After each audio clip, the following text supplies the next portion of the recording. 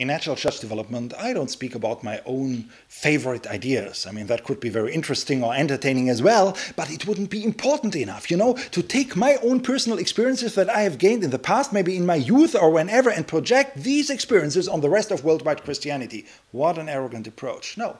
In NCD, we try to limit ourselves as consistently as possible to focus on principles of church health that can be proven by empirical research to be of universal applicability and that are theologically at the very heart of what Christianity is all about. So if you ask me about the authority behind NCD, it's basically these two pillars. It's the empirical research. You could say that's not good, not comprehensive enough. And I would agree, that's the basic reason why we are investing hundreds of thousands of dollars every few years to go on with this research to discover things that we haven't discovered before, but you cannot negate the fact that this is the most comprehensive research that has ever been done on church health or church growth. I mean, seriously, that's not a question of opinion, that's not a question of feelings, that is a question of facts, of empirical, scientific facts. And the second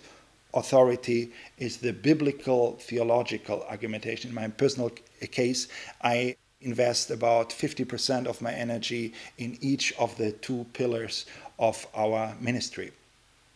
Well, we have worked hard to build our NCD network strictly on these two authorities. We wanted that people who get involved with NCD do it because it made sense to them here in the head and here in their heart.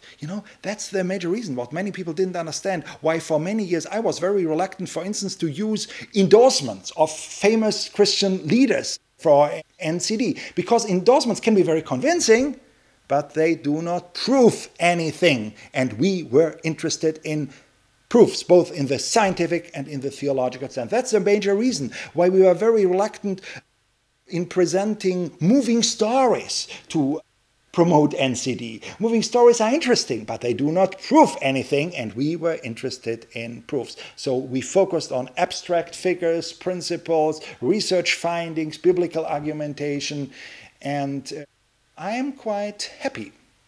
I even could say I'm proud of the fact that we resisted the temptation to follow the recommendation of a number of well-meaning or not so well-meaning friends and critics who tried to push us to work with moving stories, with endorsements, with big conferences to launch NCD. Because now the following thing has happened.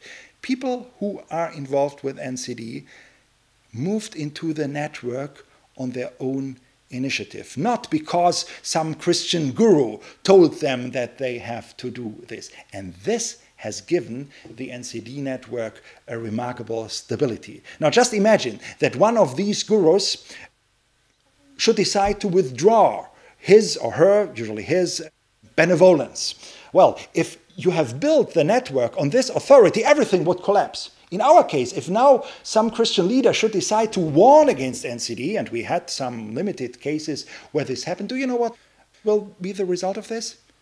Nothing. Nobody listens to it. Nobody is interested in it. Because nobody moved into the NCD network because of this because of this borrowed authority.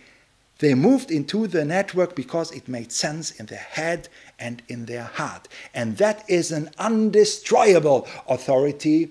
Well, it worked a little bit slower. No, it worked remarkably slower than the other approach, but it's a far more stable foundation on which we can build the future ministry.